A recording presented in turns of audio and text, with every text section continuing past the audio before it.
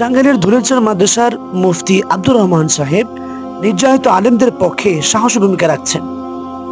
টাঙ্গাইল জেলার ধুলেশ্বর মাদ্রাসার ইফতা বিভাগের প্রধান মুফতি আব্দুর রহমান সাহেব জেলার আলেম সমাজ ও ইসলামের খেদমতে দীর্ঘদিন ধরে অসামান্য ভূমিকা রেখে চলেছেন।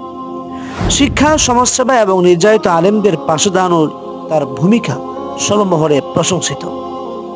বিশেষ করে টাঙ্গাইলের সখীপুর উপজেলায় এক আলেমের হত্যার পর ফাঁসির অপবাদ দিয়ে লাশ ঝুলিয়ে রাখার ঘটনার প্রতিবাদ করে তিনি আলোচনায় আসেন।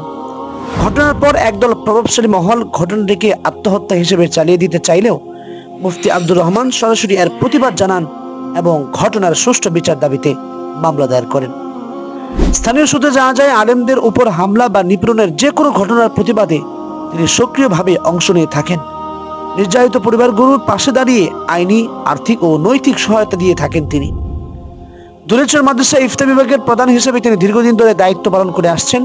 তার নেতৃত্বে প্রতিষ্ঠানটি শুধু ধর্মীয় শিক্ষা নয়, সামাজিক সচেতনতা গঠনের ক্ষেত্রেও অগ্রণী ভূমিকা রাখছে। আলেম সমাজের পক্ষ থেকে তার এই ভূমিকার ভূয়সী প্রশংসা করা হয়েছে।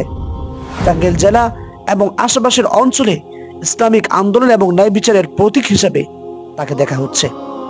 মুফতি শফিকুল ইসলাম শফিক, মধুপুর, টাঙ্গাইল।